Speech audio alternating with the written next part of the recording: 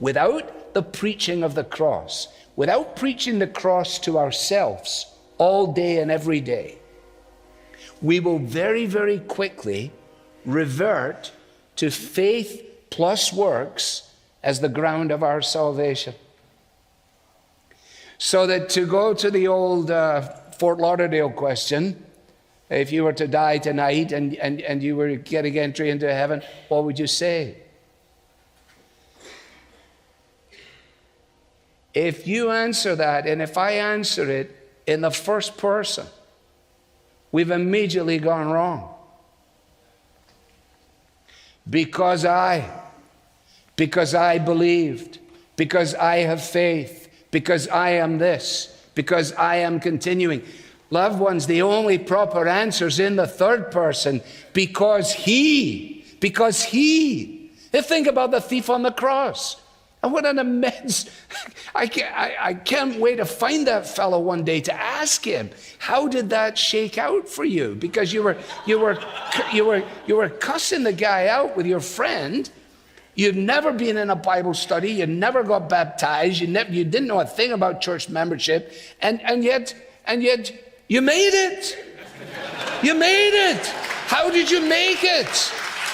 That's what the angel must have said, like, what are you doing here? Well, I don't know. What do you mean you don't know? Well, because I don't know. Well,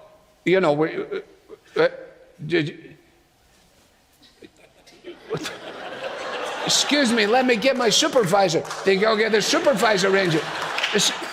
So, we're just a few questions for you. First of all, are you clear on the doctrine of justification by faith? The guy said, I never heard of it in my life. And what about, let's just go to the doctrine of Scripture immediately. This guy's just staring. And eventually, in frustration, he says, on what basis are you here? And he said, the man on the middle cross said, I can come. Now, that is the only answer. That is the only answer. And if I don't preach the gospel to myself all day and every day, then I will find myself beginning to trust myself, trust my experience, which is part of my fallenness as a man. If I take my eyes off the cross, I can then give only lip service to its efficacy, while at the same time living as if my salvation depends upon me. And as soon as you go there, it will lead you either to abject despair or a horrible kind of arrogance. And it is only the cross of Christ that deals both with the dreadful depths of despair and the pretentious arrogance of the pride of man that says, I can figure this out and I'm doing wonderfully well. No, because the sinless Savior died, my sinful soul is counted free, for God the just is satisfied to look on him and pardon me. That's why Luther says most of your Christian life is outside of you, in this sense, that we know that we're not saved by good works. We're not saved as a result of our professions, but we're saved as a result of what Christ has achieved.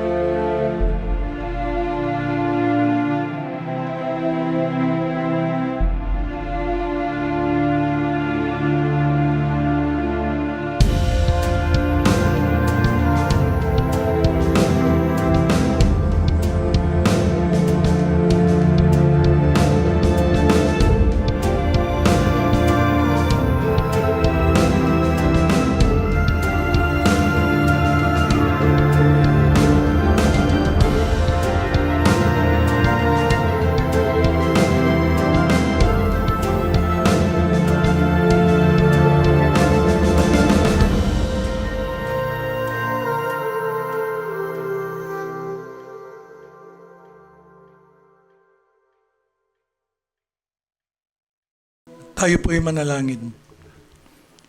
Ama naming Diyos na nasa langit, sinasamba namin ang banal mong pangalan.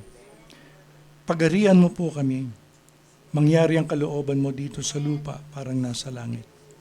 Salamat po Amang Diyos sa araw na to na muli mo po kaming tinipon magkakapatid upang luwalatiin ka sa pamamagitan ng aming pakikinig, sa pamamagitan ng aming pag-awit, sa pamamagitan ng aming pagsamba.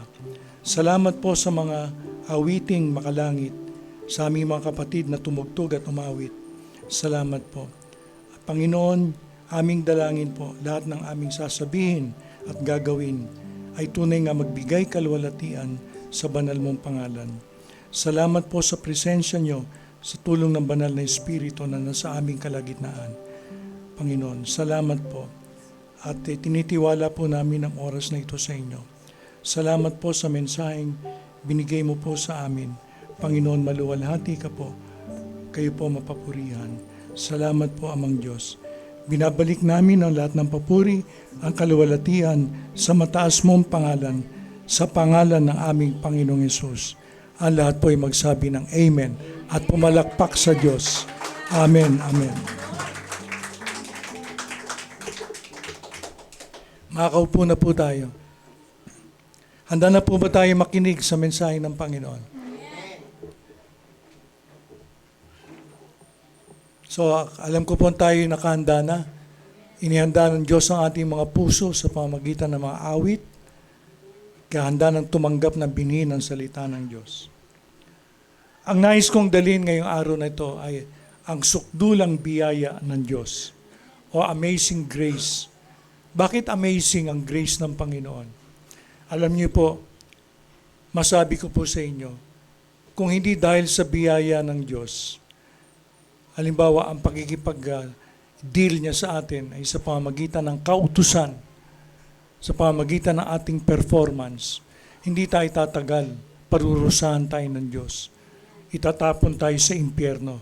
Pero dahil sa ginawa ng Panginoong Hesus na siya'y namatay at nabuhay maguli, dumaloy ang biyaya sa ating kalagitnaan. Kaya salamat sa Diyos, ang pakikitungo ng Diyos sa atin ngayon ay sa pamamagitan ng biyaya. Sabihin natin, biyaya. Lakas natin. Biyaya. Sukdulang biyaya. Amazing grace. Amen.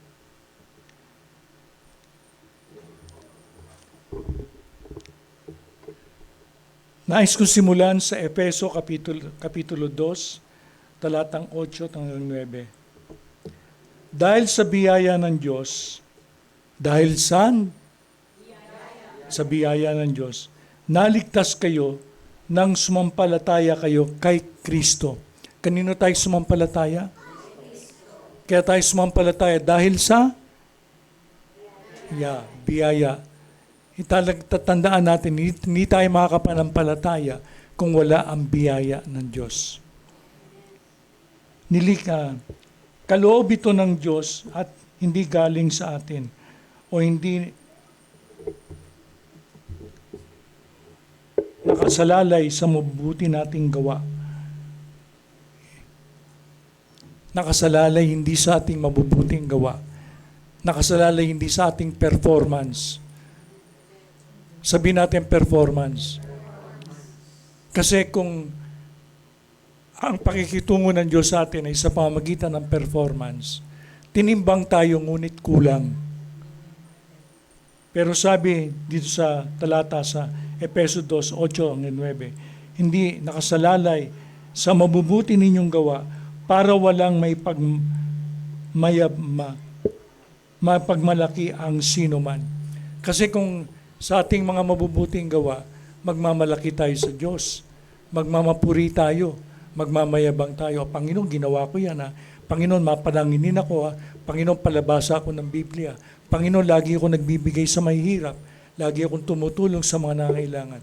Ipagmamalaki natin sa Diyos. Kaya Panginoon, dalhin mo ako sa langit, bigyan mo ako ng kaligtasan dahil ginawa ko ito. Hindi ganun ang Diyos. Hindi dahil sa ating mga gawa. Kaya wala tayo dapat ipagmapuri. Ayon sa talatang ating binasa, tayo ay naligtas dahil lamang sa Biyaya ng Diyos. Dahil sa grace ng Diyos. Purihin ang Panginoon. Naligtas tayo. Tayong lahat. Dahil wala namang taong karapat dapat eh. Ano ang kahulugan ng biyaya o grace? Dapat nating malaman ito. Ang ibig sabihin ng biyaya, kagandahang loob, regalo, o kaloob ng Diyos. Ito'y galing sa salitang Griego na charis. Ang ibig sabihin ng charis, regalo. Niregaluhan tayo ng Diyos ng kaligtasan. Bakit? Dahil may namatay para sa atin. May nagbayad ng ating kasalanan. Si Kristo Jesus at nabuhay muli mula sa mga patay. Kaya yung ginawa ni Kristo, yun ang grace ng Diyos. Kung hindi dahil sa gawa ni Kristo, wala ang grace ng Panginoon. Kaya hindi pinagbatayan ng Panginoon ang mga ginawa natin. Tandaan natin, kung ang pagbabatayan ng Diyos, yung ating mga gawa, tinimbang tayo ngunit kulang. Sabihin nga natin, tinimbang, ngunit kulang. Kahit sino sa atin, kung ipagmamalaki natin ang mga gawa natin, yung mabubuting gawa, yung pagpapakabait natin, yung pagpapakabanal natin sa ating sarili, tinimbang tayong ngunit kulang. Paparusahan pa rin tayo ng Panginoon dahil kahit papano, hindi nakakaabot sa kaluwalhatian ng Diyos. Yung mga gawa natin, hindi nakaabot sa pamantayan ng Diyos. Kaya, ang pakikitungo ng Diyos sa atin ay sa pamamagitan ng biyaya. At ang biyayang ito ay available sa lahat ng magtitiwala o aangkas kay Kristo. Sa lahat na magtitiwala sa ginawa niya sa krus at yung kanyang pagkalibing, yung kanyang pagkabuhay muli. Kapag tayo nagtiwala, kapag tayo umangkas dun sa katotohanan yon, ibubuhos ng Diyos ang biyaya sa atin. Kahit sino tayo, tandaan natin, ang Diyos hindi nagtatangi ng tao. Kahit sino ka pa, kahit madilim ang nakaraan mo, kahit maitim ang puso mo, kahit pusakal ka, pero kapag ikaw ay nagtiwala, nagsisi ng iyong mga kasalanan, nagtiwala ka na si Kristo lamang ang kabayaran ng iyong kasalanan, patatawarin tayo ng Diyos, lilinisin tayo sa ating mga kasalanan, at ibubuhos niya ang biyayang kaligtasan sa atin.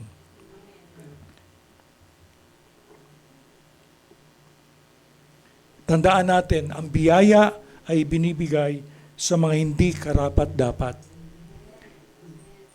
Alam nyo, kahit sino sa atin hindi tayo karapat-dapat. Walang anumang tao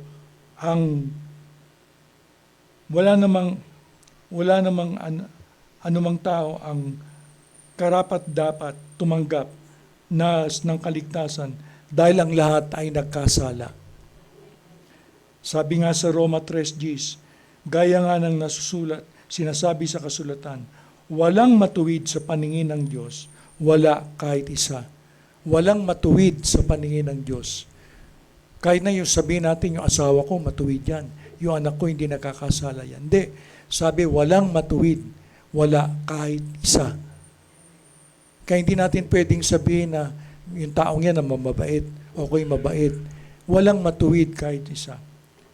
Sabi sa Roma 3:23, sapagkat ang lahat ay nagkasala at hindi naging karapat-dapat sa paningin ng Diyos.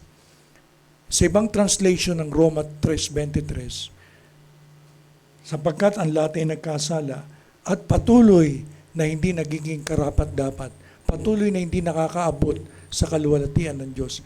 Kahit na anumang pagsisikap natin, patuloy tayong hindi makakaabot sa pamantayan ng Diyos. Tandaan natin yan. Dahil walang matuwid, ang lahat ay nagkasala. Hindi natin pwedeng alisin yung kasalanan na minana natin kay Adan. Amen? Tandaan natin, tayo'y makasalanan pa lamang sa tiyan ng ating ina.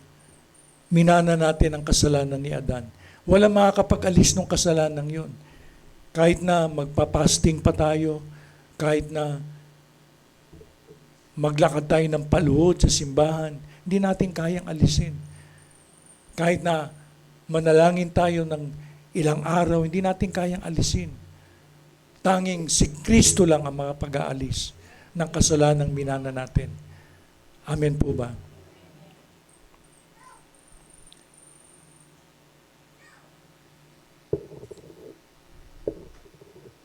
Ang dapat bawat tanggapin ng bawat isa ay kaparusang walang hanggan sa apoy ng impyerno at pagkatapos ay sa lawa ng apoy. Tandaan natin, kapag halimbawa hindi tayo tumanggap ng biyaya ng Diyos, pag tayo'y namatay, una, ang kaluluwa natin pupunta sa impyerno. Pagkatapos nun, dadalhin sa lawa ng apoy.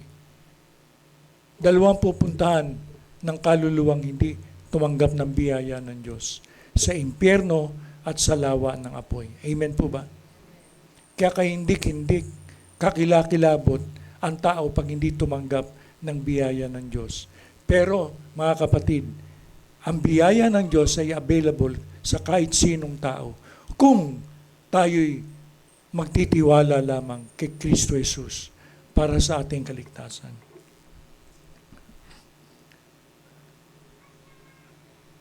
Sapagkat ang kabayaran ng kasalanan ay kamatayan. Ang kabayaran ng kasalanan ay kamatayan. Dapat natin pagbayaran ang kasalanan natin. Sinabi ng Diyos kay Eva at kay Adan, kapag kinain ninyo ang bungang ito na nagbibigay ng kaalaman sa mabuti at masama, mamamatay kayo. Ibig sabihin, mahihiwalay kayo sa akin. Kaya nahiwalay ang tao sa Diyos dahil sa kasalanan ni Eva at ni Adan na minana natin. Kaya ang tao ngayon, buhay man siya, kumakain 3 beses ang araw, nagtatrabaho, namamasyal, pero hiwalay sa Diyos. Walang ugnayan sa Panginoon dahil sa kasalanang minana natin kay Eva at kay Adan. Ang biyaya ay tinatanggap ng tao, hindi dahil gumawa siya ng mabuti o nagpakabait o naging banal o nasunod niya ang lahat ng utos ng Diyos, kundi siya ay nagtiwala lamang sa ginawa ni Kristo sa krus para sa Kanya. Tandaan natin, dahil siya'y nagtiwala lamang sa ginawa ni Kristo sa Kanya. Paano siya nagtitiwala? Unang-una, inaamin niya na siya'y makasalanan. Alam niyo kasi, pinakamahirap sa tao, aminin natin sa ating sarili na tayo'y makasalanan. Sa may mga tao nga na sabi nila, napakamahal ng sorry nila. Pero kapag inamin natin sa Diyos na tayo'y makasalanan, hindi natin ginagawang sinungaling ang Diyos. Paano niya magtitiwala kay Kristo? Aminin niya sa sarili niya na siya'y makasalanan. At pagkatapos, hindi niya kayang pumunta sa langit sa kanyang sarili. Hindi niya kayang baguhin ang sarili niya dahil wala siyang kakayanan. Karapat-dapat lang siyang itapon, parusahan sa impyerno. Sa gayon, nagsisisi siya. Yun ang tinatawag na repentance o pagsisisi. Kapag inamin natin sa Diyos na tayo'y makasalanan at tayo'y nagpakumbaba sa Panginoon, tayo'y patatawarin ng Diyos at ililigtas tayo. Tapos magtitiwala tayo sa ginawa ni Jesus sa krus para yun lang ang kabayaran ng kasalanan natin. Yung kanyang kamatayan, yung kanyang pagkalibing, at kanyang pagkabuhay na muli upang tayo mapawalang sala. Magtatamo tayo ng kapatawaran. Bakit? Dahil yun ang biyaya ng Diyos sa buhay natin. Tandaan natin, naligtas tayo sa biyaya ng Diyos. Sabi sa Roma 3:24, ngunit dahil sa biyaya ng Diyos ay sa atin, itinuring niya tayo matuwid sa pamamagitan ni Kristo. Sa pamamagitan nino? Tinuturing ng Diyos na matuwid ang tao sa pamamagitan ni Kristo. Hindi sa pamamagitan natin. Tandaan natin yun. Kahit anong gawin natin, hindi tayo tuturing na matuwid dahil nakamantsa sa ibla ng ating katawan ng kasalanan. Hindi natin kayang umalpas Hindi natin kaya makawala. Alipin tayo ng kasalanan. Naalala niyo yung tinuro ko na nakaraan. Lahat tayo alipin ng kasalanan. Wala tayong kakayanang makawala. Tanging ang ginawa lang ni Kristo ang makapagpalaya sa atin. Yun ang biyaya ng Diyos. Biyaya ng Diyos na hindi natin kayang gawin.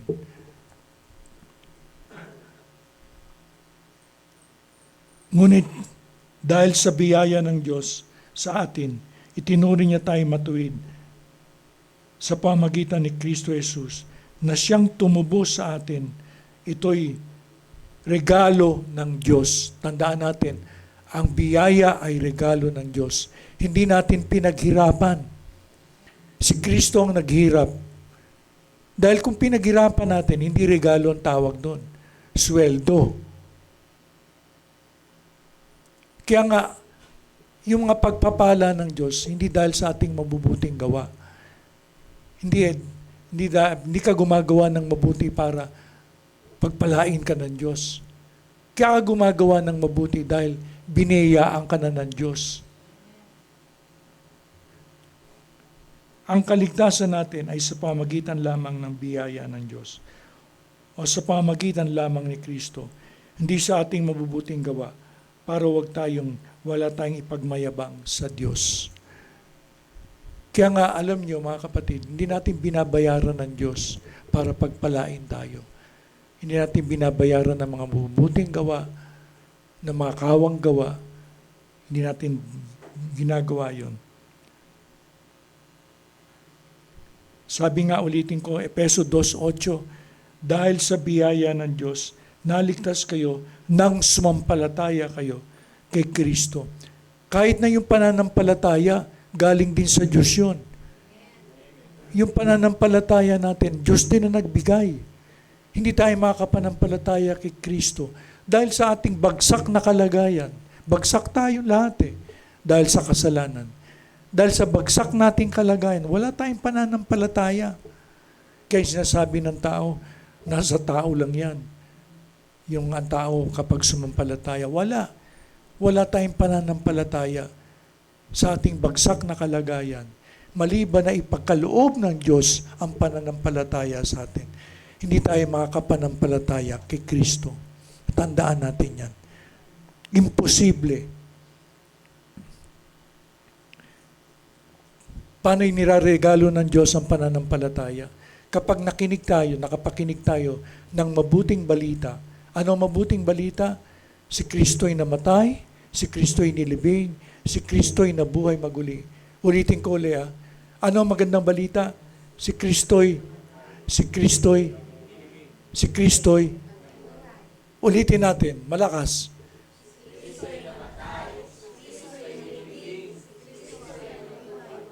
Ano yung kino-confess ninyo? Ano yung kino-confess ninyo? Yan ang gospel. Yan ang mabuting balita.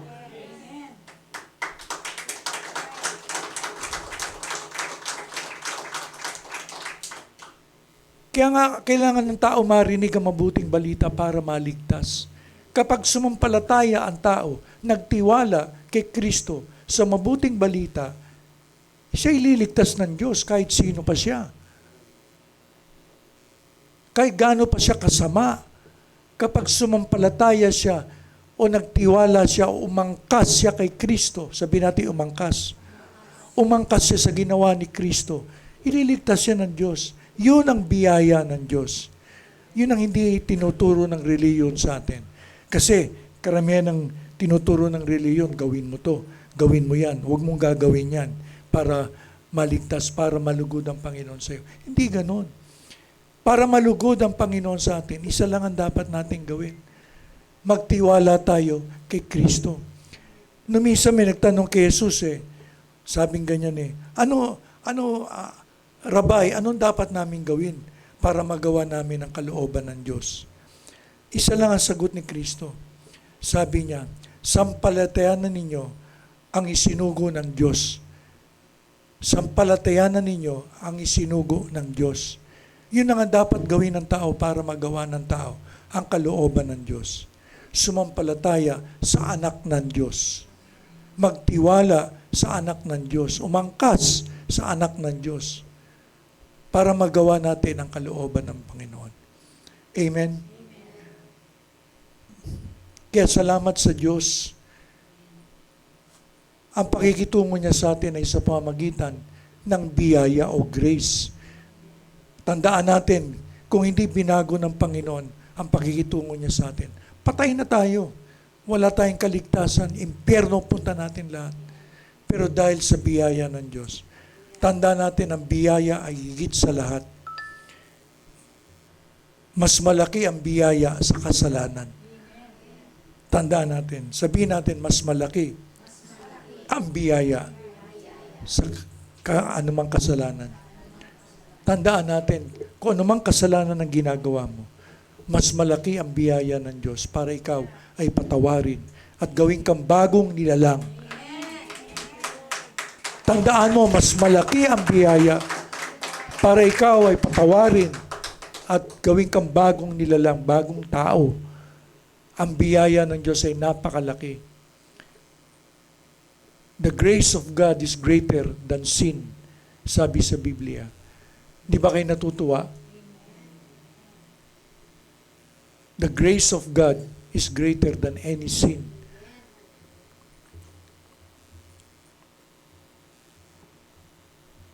Ang biyaya o grace ng Diyos ay dahil lamang kay Kristo, hindi dahil kay Birheng Maria, o mga santo o santa, mga pari o papa sa Roma, o sino mang tungkol, o sino mang lingkod ng Diyos, o mabuting tao na nabuhay dito sa mundo.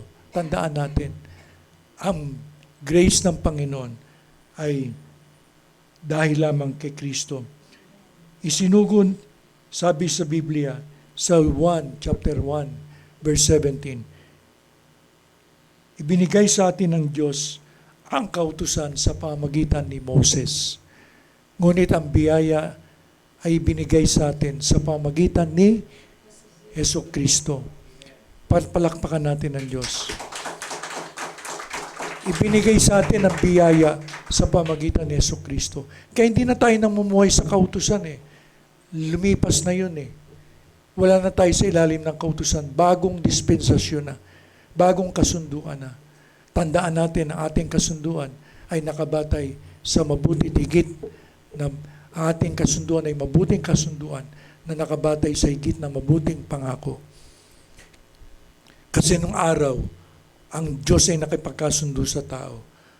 Kung susundin ninyo ang aking mga utos, di ba sinasabi ko nga sa inyo, ang daming utos ng Diyos, hindi lang 10 utos. Ang lahat ng utos ng Diyos, kung pa ating pag-aaralan sa Biblia, 613 lahat. Wala makakasunod nun perfectly. Pero pinalitan ng Diyos ang kasunduan niya sa mga tao. Sa pamagitan ng anak niya, nakipagkasundo siya. Kung sino man ang mananampalataya sa iyo, ay pagpapalain ko, ililigtas ko, ibubuhos ko ang biyaya kung mananampalataya sila sa anak kong si Hesus Kristo. Amen po ba? Tandaan natin, ang kasunduan natin ay sa pamagitan ng Amang Diyos at ng Kanyang anak. Sa lumang tipan, sa pamagitan ng Diyos at ni Moses at ng mga anghel. Pero sa bagong tipan, ang kasunduan ng Diyos ay sa pamagitan natin at ng Kanyang anak na si Hesus Kristo.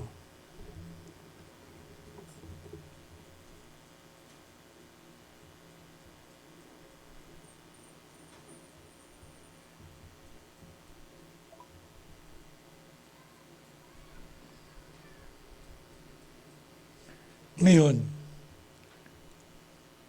pagkatapos ng maligtas ang tao sa biyaya ng Diyos, ay saka magsisimula siyang gumawa ng mabuting mga bagay na kalugod-lugod at katanggap-tanggap sa Diyos. Pagkatapos na maligtas ang tao sa biyaya ng Diyos, magsisimula na siya gumawa ng mabuti na kalugod-lugod at katanggap-tanggap sa Diyos. Kaya mga kapatid, tandaan natin, hindi tayo nagbibigay sa Diyos ng limos. Hindi tayo nagbibigay ng contribution sa Diyos. Kaya tayo nagbibigay sa Diyos dahil ligtas na tayo. Dahil sa biyaya ng Diyos, naligtas tayo. Kaya tayo gumagawa ng mabuti. Ano yung mga mabuti ginagawa natin? Nagbibigay tayo sa Diyos dahil yun ay pasasalamat natin sa sukdulang biyaya ng Panginoon. Na tingnan ninyo, makasalanan tayo. Karapat dapat tayo ba tayong pagbigyan ng kaligtasan? Pero binigyan tayo ng kaligtasan ng Diyos. Kaya yung ginagawa natin, yung ating pagdalo-dalo sa service, sa paglinggo, hindi tayo dumadalo dahil napipilitan tayo. Dadalo tayo tapos hindi dadalo.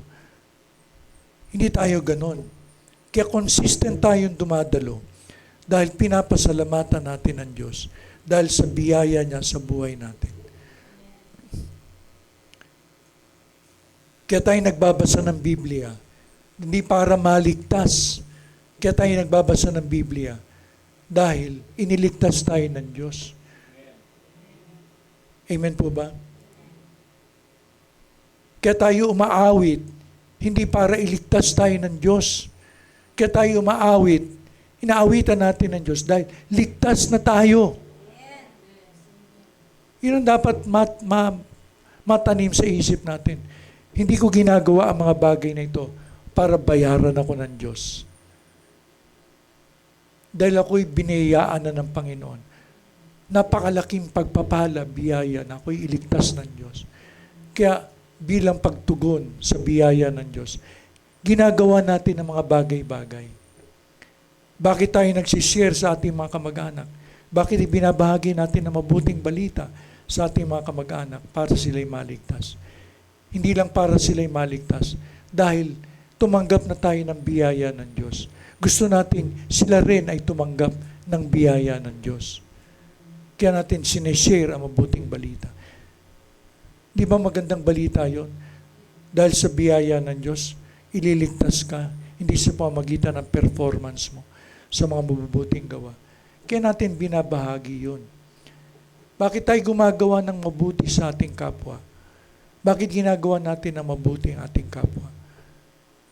Para maligtas? Hindi. Kaya tayo gumagawa ng mabuti sa ating kapwa dahil inilagay ng Diyos yun sa ating mga puso. Nung tanggapin natin ang biyaya ng Diyos, nagsimula ng gumawa tayo ng mabuti na kalugod-lugod at katanggap-tanggap sa Diyos. Tandaan natin, dahil sa biyaya ng Diyos, kaya tayo nakagawa ng mabuti. Dahil sa biyaya ng Diyos, kaya tayo nakagawa ng mga bagay na kalugod-lugod sa Diyos. Kung wala ang biyaya ng Diyos, hindi tayo, zero lahat ang ating ginagawa. At ang biyayang ito, ang mabuting balita, ang biyayang ito ng Diyos, hindi na ito alisin ng Diyos sa atin. Forever na, you are a recipient of God's grace. Forever, sabi natin forever. Kaya ang Kristiyano lang ang may forever. Kapag hindi ka Kristiyano, walang forever. Yung girlfriend mo, hindi forever yan. Yung mga bagay dito sa mundo, hindi forever yan. Ang Kristiyano, ang forever lang, yung ginawa ng Diyos sa iyo. Forever kang pinatawad dahil sa biyaya ng Diyos. Forever kang ginawang matuwid dahil sa biyaya ng Diyos. Forever kang may kaligtasan dahil sa biyaya ng Diyos. Forever kang naging katanggap-tanggap sa Diyos dahil sa ginawa ng Diyos sa iyo. Forever. May hanapin pa ba tayo? Hindi nababawiin sa atin ng Diyos. Kapag ibinigay ang biyaya sa iyo, hindi nababawiin ng Diyos sa iyo yun.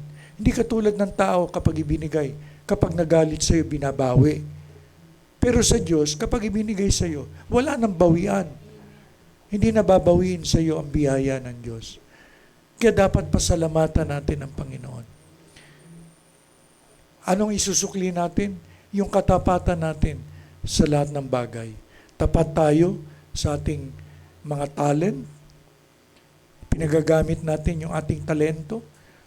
Di ba tayo natutuwa? May mga kapatid tayo na pinagagamit yung talento nila. Tumutugtog, nagpapaawit, nasa technical. 'Di ba tayo natutuwa? purihin ang Panginoon. Yun ang ating tugon sa biyaya ng Diyos. Bakit tayo ma-attend tuwing Sunday? Hindi tayo lumiliban. Kahit na anong mangyari. Dahil sa biyaya ng Diyos. Ang biyaya ng Diyos ang nag-uudyok sa atin. Dahil mahal na mahal mo ang Diyos. Kaya ayaw mo mamiss ang kanyang mga salita. Ayaw mo mamiss ang kanyang sasabihin. Kaya yung mga bagay-bagay na walang kabuluhan, sinasantabi mo muna, makarinig ka lang ng salita ng Diyos. Sapagkat ang salita ng Diyos ay biyaya sa buhay natin. Amen po ba? Kaya, mga kapatid, pasalamatan natin ang dakilang biyaya ng Panginoon. Tandaan natin, hindi tayo magkakaroon ng relasyon sa Diyos, kundi dahil sa biyaya ng Diyos sa ating buhay. Napakapalad natin ang pakikitungo ng Diyos sa atin. Hindi katulad sa lumang tipan. Sa Israel, ang pakikitungo niya ay sa pamagitan ng performance. Kapag nagkasala sila, kakalusin sila ng Diyos, parurusahan sila ng Diyos.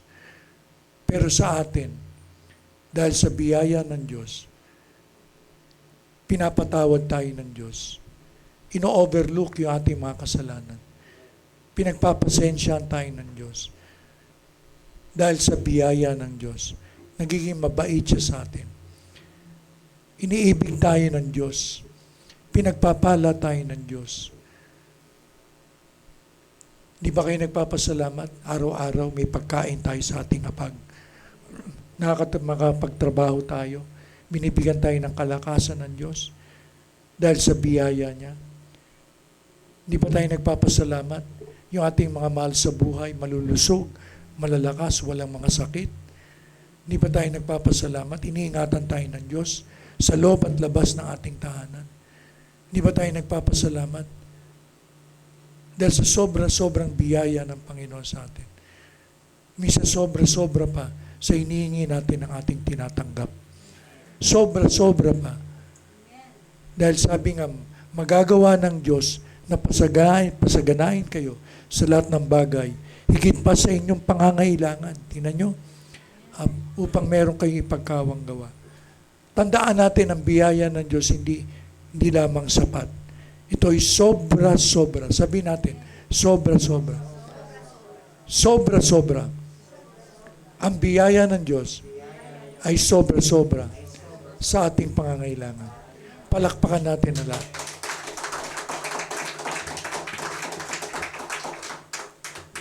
Kaya tayo magpasalamat sa Diyos. Sumampalataya tayo sa biyaya ng Diyos. Alam nyo, ang biyaya ng Diyos ay dapat lakipan natin ng pananampalataya. Manampalataya tayo. Bakit tayo nananampalataya? We believe because we speak. Tandaan natin, we believe because we speak. Naniniwala tayo, kaya tayo sumasampalataya. Pero kung hindi ka sumasampalataya, okay lang. Hindi mo lang mararanasan ang biyaya ng Diyos kung hindi ka mananampalataya. Pero sa nananampalataya, sobrang biyaya ang nakalaan para sa iyo. Dahil ang Diyos ay Diyos ng masaganang biyaya sa lahat ng araw ng buhay natin. Hindi nagbabago ang biyaya ng Diyos. Tandaan natin, at ang biyaya ng Diyos ay dahil kay Kristo. Dahil kay Kristo, kaya dumaloy ang biyayang masagana sa ating buhay. Amen po ba?